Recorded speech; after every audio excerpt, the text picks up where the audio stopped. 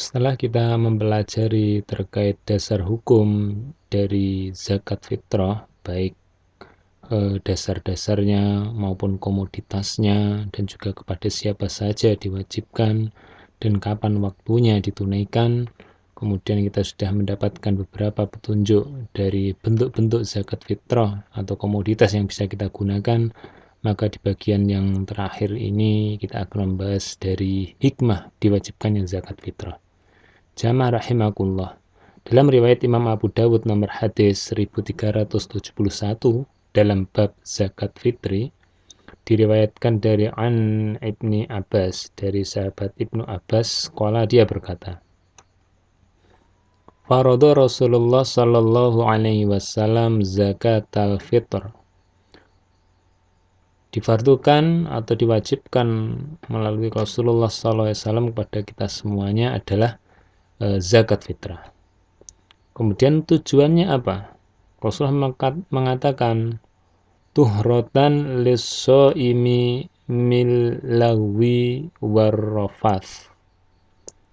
Tujuan diadakannya zakat fitrah dan menjadi wajib kepada setiap muslimin, baik dia dari kalangan laki-laki maupun perempuan, dari anak kecil mulai dari yang dewasa, mulai dia dari budak maupun orang merdeka.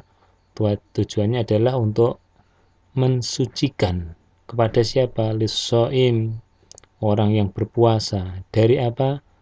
Millawi, dari lawu, dari hal-hal yang tidak berguna, dari hal-hal yang sifatnya bersenda gurau, tidak serius, dan juga warrofas, dari perkataan yang keji.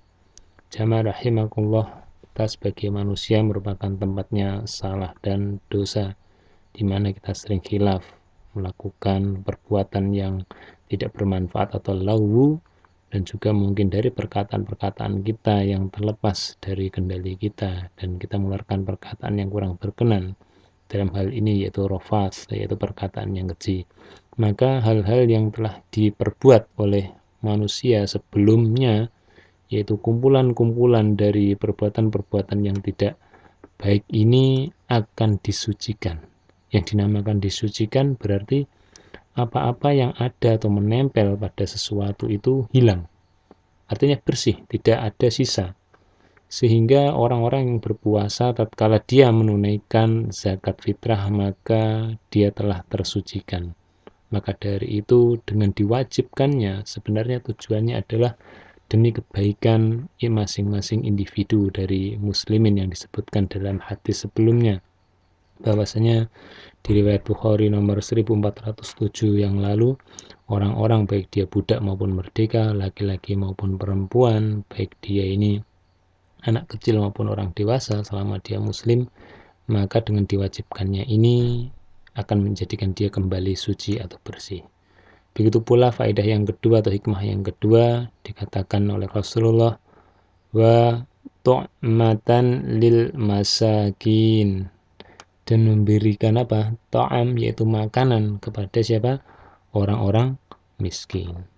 Dalam hadis ini dijelaskan bahwasanya kedudukan orang itu berbeda-beda, bahkan status maupun tingkat ekonominya, di mana Allah memberikan kepada kita semuanya kondisi yang tidak sama. Ada yang ditakdirkan dia orang berkecukupan, ada yang ditakdirkan dia memiliki kelebihan harta, ada yang ditakdirkan dengan ketetapan harta, di antaranya orang-orang miskin. Maka dari itu, dengan keberadaan orang miskin di sekitar kita ini tidak lain adalah untuk memberikan kesempatan kepada orang-orang yang telah diberi nikmat tadi, dengan memberikan apa yang sudah Allah titipkan kepada mereka, yang sebenarnya itu adalah hak-hak orang-orang yang membutuhkan. Sehingga dengan orang melaksanakan zakat fitrah, selain dia tersucikan, maka orang-orang miskin ini menjadi sejahtera. Itu jamaah rahimakumullah di antara hikmahnya.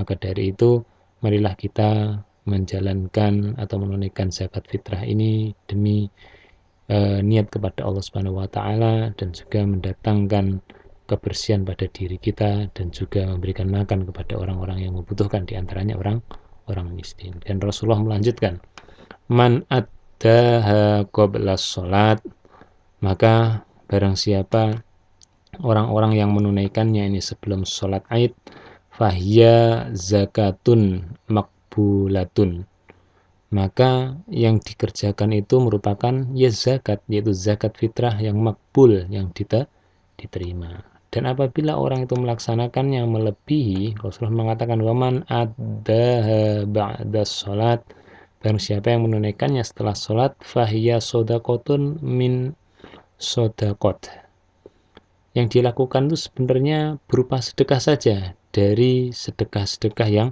yang ada. Maka dari jamaah rahimakumullah, yang disampaikan oleh Rasulullah ini menjadi gambaran bagi kita apabila kita ingin mensucikan diri kita, kita memberikan makan orang miskin dan tertunaikannya kewajiban kita menjalankan zakat, maka laksanakanlah zakat ini sebelum sholat id, maka dari itu tergolong apa? Zakat. Dan apabila melebihi maka dikatakan fahiya sodakotun min sodakot, merupakan sedekah biasa seperti sedekah-sedekah yang lainnya.